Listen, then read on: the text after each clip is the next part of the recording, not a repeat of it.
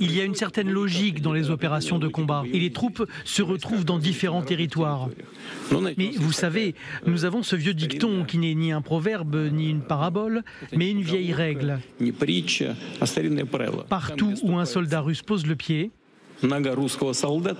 c'est à nous. Et voilà, tout est dit. Alors, l'analyse, Xavier de Giacomoni, vous l'avez entendu. Bonjour Xavier, notre éditorialiste international avec Magali Barthez. Bonjour Magali. Bonjour. Et le général François Chauvency, consultant militaire LCI. Oui, quand on se demandait pourquoi pousser un peu plus loin pour l'armée russe, en fait, c'est le président russe qui nous explique tout. Enfin, il y a 3 points. Bon, d'abord là, on est sur une autosatisfaction de Vladimir Poutine, et puis une phrase choc quand même, parce que ça veut dire qu'il ne va pas s'arrêter. Tant qu'il pourra continuer, il continuera, et tout ce qu'il aura pris sera russe. Bon, déjà, je dirais, géopolitiquement, on peut se poser des questions. Maintenant, sur le fait de ce village, il y a une portée symbolique. Oui, ça a été souligné, ça dépasse une frontière administrative, on rentre dans un autre oblast, certes. Mais en fait, ce n'est pas les limites administratives qui font la guerre. La guerre, c'est le terrain. Et le terrain, c'est quoi? C'est percer à cet endroit-là pour envelopper Pokrovsk, qui se trouve au sud-ouest, et couper cet axe. Il coupe un axe en plus. Et aller entre Kramatorsk au nord et Pokrovsk au sud, en quelque sorte. Donc ce serait juste pour prendre en tenaille cette fameuse ville de Pokrovsk. Ça fait des semaines que la Russie essaye de s'en emparer. Les Russes ont essayé de prendre par le sud-ouest. Ça n'a pas marché. Ils sont bloqués depuis des semaines. Ils n'arrivent pas à progresser. Ils sont aux limites, aux lisières même de la ville, mais ils n'arrivent pas à avancer. Donc maintenant, ils ont trouvé un nouveau chemin.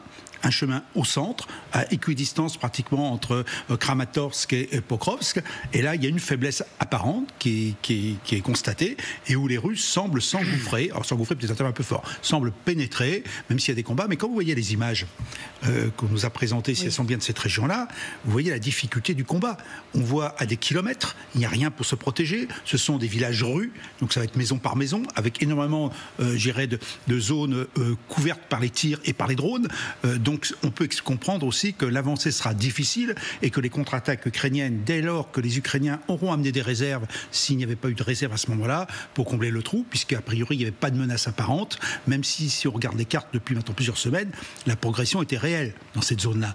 Les cartes SW montraient bien que dans ces directions-là, il y avait une progression russe. Donc je pense qu'il y a des réserves ukrainiennes, je pense qu'il y a des contre-attaques possibles, mais maintenant, effectivement, c'est un coin d'enveloppement. Alors ça peut être un enveloppement soit vers l'ouest, pour entourer Pokrovsk qui ne tombe pas, soit vers le nord, pour une autre ville qui se trouve à 15 km, qui serait une zone fortifiée et qui permettrait effectivement d'affaiblir durablement le front ukrainien. Donc ça a du sens militairement pour vous? Militairement, pour moi, ça a complètement du sens. Et je crois qu'entre les déclarations de Poutine qui sont, je dirais, provocatrices, la réalité administrative qui n'a pas de sens en temps de guerre, sauf symbolique, c'est important pour ça, la réalité, là, elle est militaire. C'est le chemin que les Russes ont trouvé pour finalement enfoncer la ligne ukrainienne et essayer d'envelopper les villes dont je viens de parler. Ouais. Xavier. Oui, cette démonstration, elle est implacable. En fait, on est juste à la lisière quasiment des 3 oblasts qu'on voit sur la carte. On a Donetsk dans l'est, Zaporijjia vers le sud, Dnipro dans le nord-ouest. Alors, la petite ville Dachnoye, qui veut dire aussi Dacha d'ailleurs, dont on parle, elle se situe juste à la limite entre les 3 oblasts. Vous voyez, là où il y a marqué Donetsk, légèrement plus à gauche, et Pokrovsk, qui est un petit peu plus au nord, dans l'oblast de Donetsk, un petit peu plus au nord. Donc il y a déjà des avancées russes dans l'oblast de Donetsk qui commencent à faire le tour pour se diriger vers Pokrovsk. Donc la manœuvre militaire paraît assez lisible sur la carte, autant qu'on puisse le savoir. On a peu d'informations du terrain et notamment on ne sait pas dans quelle mesure les Ukrainiens sont capables de couper cette remontée donc vers le nord a priori des forces russes. Après, la phrase de Poutine, elle est implacable et elle nous dit tout. Ce qu'on essaie de vous expliquer, enfin moi personnellement quasiment depuis le début de la guerre, c'est que Poutine ne s'arrêtera pas, il ne s'arrêtera jamais. Il a un objectif en tête qu'il a certainement depuis qu'il est arrivé au pouvoir fin 99, l'an 2000, c'est de ramener au bercail, entre guillemets, les pays qui se sont égarés, à commencer par l'Ukraine, qui est le plus grand d'entre eux, le plus emblématique pour les Russes, puisque pour les Russes, grosso modo, ça ne fait qu'un pays. Il y a pas, l'Ukraine n'existe pas, les Ukrainiens n'existent pas, à part des Ukraino-nazis qu'il faut de toute façon éradiquer. Et tout tout est bon pour cela. Le militaire, comme on le voit là, avec une machine qui s'est mise en route, très difficile à arrêter, mais même pour Vladimir Poutine, en fait, il ne peut pas arrêter cette machine, sauf lui à tomber comme on tomberait de vélo. Et puis, pour le reste, il s'en remettra à la négociation et à la politique, mais dans très longtemps. Il n'est pas du tout pressé. Le but, c'est de remettre à Kiev, la capitale de l'Ukraine, un président qui soit tout à sa botte, comme c'était le cas en 2004 et comme jusqu'en 2004 et comme c'était le cas à nouveau jusqu'en 2014. 2014. Donc ça veut dire que les 4 oblasts annexés par la Russie, ça ne suffira pas.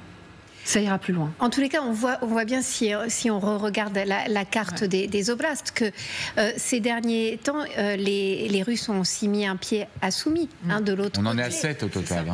Dnipro, il passe en effet la frontière administrative. Alors, Peskov, le porte-parole du Kremlin, disait il y a quelques jours, parce que ça fait plusieurs jours qu'il pousse dans cette direction-là, on veut mettre en place une zone tampon pour protéger l'oblast de Donetsk que les Russes revendiquent comme faisant partie déjà de la Fédération de Russie. Mais ce qu'on voit, c'est un grignotage quand même qui progresse doucement, mais sûrement, ils avancent. Il y a une pression maximale qui est mise sur les 1200 km de front, et les Russes voient bien où ça commence à affaiblir pour essayer d'enfoncer les lignes. Après, moi, je me demande aussi si ce ne sont pas des gages territoriaux que pourraient prendre les Russes. On sait que Louhansk, Donetsk, Zaporijjia, Kherson, ce sont les régions qui déjà officiellement font partie de la Fédération de Russie. Passer ces frontières et reprendre une partie de ces territoires, par exemple dans la zone de Dnipro, si un jour il faut mettre quelque chose sur la table, ça peut faire partie d'un échange aussi de territoires, sachant qu'ils ont maintenant Louhansk en entier, mais que Donetsk, la région, elle n'est pas complètement occupée. Les Russes ont environ les 2 tiers de cette région-là. Donc ils passent de l'autre côté, peut-être un jour pour dire...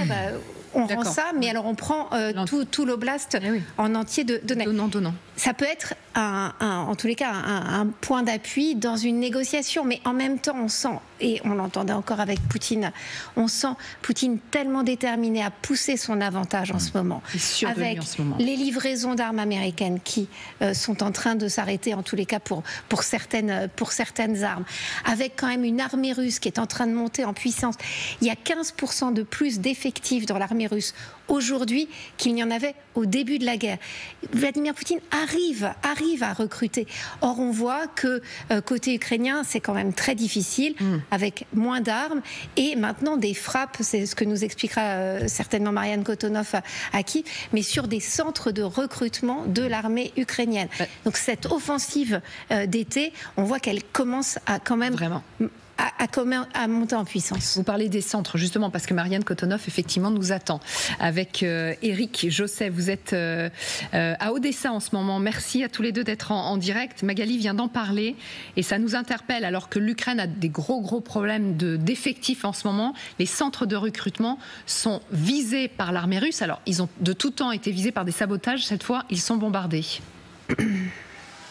Oui, et maintenant, les Russes le revendiquent. De toute façon, ce sont des cibles privilégiées en ce moment. Ça a commencé il y a une semaine à peu près, avec le 30 juin. Le premier centre qui a été bombardé, c'est celui de Kryvyi. A suivi ensuite, le 3 juillet, celui de Poltava. Et puis ensuite, celui de Kremenchuk, qui est aussi dans la région de Poltava. Et puis aujourd'hui, donc 2 autres, un à Zaporijjia et un à Kharkiv. Donc on le voit, c'est sciemment que ces centres sont bombardés. Les Ukrainiens, toutes les mesures de sécurité sont prises. D'ailleurs, c'est ce qu'on en parlait avec notre fixeur. Il nous disait, c'est quand même hallucinant parce que vous entrez là-bas, c'est vraiment, il faut montrer patte blanche. Il y a des détecteurs de métaux. Enfin, c'est très difficile d'y accéder. Et puis, ils se font bombarder alors qu'ils sont plus ou moins dans des abris assez cachés. Mais en réalité, c'est pour ça qu'il n'y a pas trop de victimes. Il y a beaucoup de blessés, mais pas tellement de morts parce que ces centres sont cachés. Là, les Ukrainiens essayent bien sûr de déplacer les centres de recrutement actuellement et essayent de les dissimuler le plus possible, mais on voit bien que c'est une stratégie, là encore, pour décourager les conscrits, pour décourager le recrutement qui est déjà à la peine. En Ukraine, on manque d'hommes et le recrutement a du mal à se faire. Effectivement. Merci beaucoup Marianne, merci à Éric aussi pour les images. Oui, Xavier ? Oui, une précision, quand on voit la carte de la région de Dnipropetrovsk par rapport à Donetsk, Kherson, Zaporijjia, c'est une position extrêmement importante et centrale pour récupérer ce qu'il manque de l'oblast de Zaporijjia, notamment toute la rive droite du Dniepr dans cette oblast-là, dont la ville de Zaporijjia, qui est extrêmement importante, n'est pas occupée et libre, est en zone libre en fait, n'est pas occupée par les Russes. Il sera peut-être beaucoup plus facile pour les Russes de la reprendre en arrivant par le nord-nord-ouest que par le sud, où les lignes de défense ukrainiennes sont très bien installées. Même chose pour Kherson. Alors là, c'est un peu plus à gauche. On voit mon nom à la place de ce qu'on devrait voir sous la carte. Je ne sais pas si on peut l'enlever. La ville de Kherson est sur la rive droite, l'autre côté du pont Antonievski. Et pareil, c'est impossible pour les Russes de traverser le Dniepr, de traverser le fleuve pour aller reconquérir cet endroit-là. Ils peuvent juste envoyer des drones, des obus d'artillerie pour notamment terroriser la population. Il sera beaucoup plus facile pour eux d'arriver par la région de Dnipro. Alors là, on est sur un horizon de plusieurs mois. Hein. C'est pas demain la veille, mais pour les Russes, il peut être intéressant d'un point de vue stratégique d'occuper une partie de l'oblast, notamment le sud-est, pour leur permettre des gains sur le terrain militaire au moment où ils pourront avancer rapidement. Mais alors justement, est-ce que ça, on parlait du début de l'offensive d'été des Russes, mais on a l'impression que tout, de toute façon, elle a commencé, mais que là, tout s'accélère avec, en parallèle, la destruction des centres de recrutement ukrainiens. C'est une stratégie globale. Effectivement, l'offensive qu'on a beaucoup évoquée, pour moi, elle n'a jamais cessé en fait. Dès que les Russes ont été en mesure d'avancer, ils l'ont fait. Ensuite, la tactique qu'ils ont aujourd'hui, c'est qu'ils testent, un peu comme avec Foch en 1918, toute la ligne de front. On teste un endroit, on avance un peu, puis on est bloqué. Ah ben on va attaquer un autre endroit. On est bloqué là, mais on reprend là. Là, on est bloqué, on reprend notre endroit. Et finalement, sur les 1000 km de front, c'est ce qu'ils font depuis de course jusqu'à Pokrovsk, que finalement, ils testent. Et au bout d'un moment, effectivement, avec... Et ils étirent le front aussi. Ils étirent le front. C'est très compliqué pour les Ukrainiens qui ont beaucoup moins de moyens matériels et humains. Et il y a moins de capacité effectivement humaine. Et puis aussi, pour se organiser, on ne déplace pas des unités comme ça du jour au lendemain. Donc ça désorganise le front ukrainien et les Russes en profitent. Alors bien sûr, ils accompagnent cette stratégie militaire de conquête du terrain par une action sur les ressources. Alors on a beaucoup parlé des frappes dans la profondeur, mais les frappes dans la profondeur, ça concerne certes la logistique, certes les usines, ça concerne aussi les centres de recrutement ou tous les centres de formation. Et ce que je citais tout à l'heure, au début de la guerre, on était du côté ukrainien, on mettait en avant le fait qu'on avait réussi à envoyer un missile, je ne sais plus sur un centre d'instruction russe. Il y a eu 80 morts et quelques. Qu'est-ce que font les Russes aujourd'hui ? Ils font exactement la même chose, parce qu'on est dans une logique aujourd'hui de guerre. Il faut faire. C'est une guerre d'attrition. Le fait que c'est changé, parce que ces centres de recrutement ukrainiens ont toujours été la cible de Moscou. On se souvient des sabotages, régulièrement des sabotages. Là, maintenant, ils pilonnent, ils bombardent. Je dirais que. Alors, c'est un peu difficile à expliquer que ça n'apparaisse qu'aujourd'hui. Parce que les centres de recrutement existent depuis le début.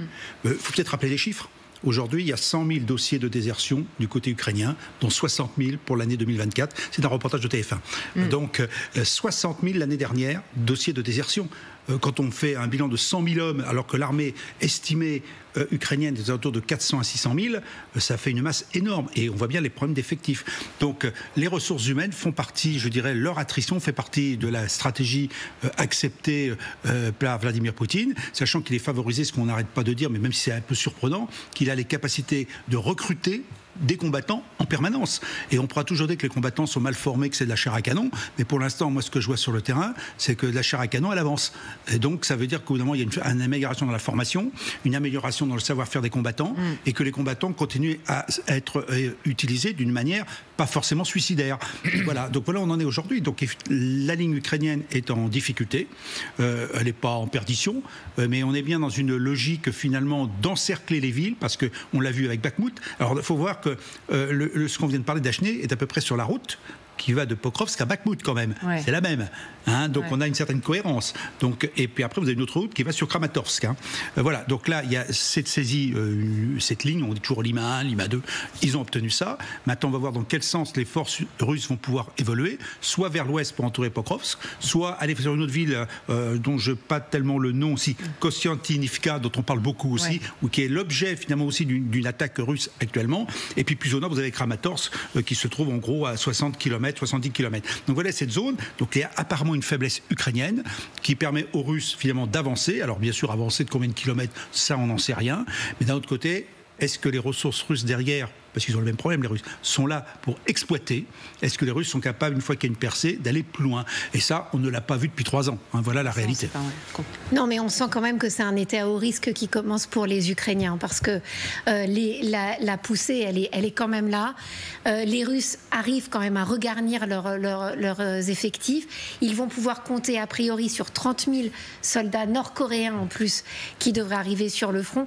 Et on voit qu'en Ukraine, il faut faire avec moins d'hommes, moins d'armes et une population qui est sous les bombardements permanents. C'est-à-dire que chaque nuit en plus, il y a cette pression qui est mise sur la population ukrainienne, avec quand même un soutien américain qui est en train de s'effilocher au fur et à mesure. C'est-à-dire que Donald Trump a beau dire qu'il ne lâche pas l'Ukraine, on voit bien après le dernier coup de téléphone, notamment qu'il a eu avec Vladimir Poutine, à quel point il n'a pas de prise sur la Russie et qu'en même temps, lui-même ne paraît pas très enclin il a des prises sur la Russie, il ne veut pas s'en servir. Oui, enfin, lui, en tous les cas, ne paraît pas du tout enclin à renforcer le soutien à l'Ukraine, à mettre au vote de nouveaux plans d'aide. Il n'en est pas question, ça, du côté de Donald Trump.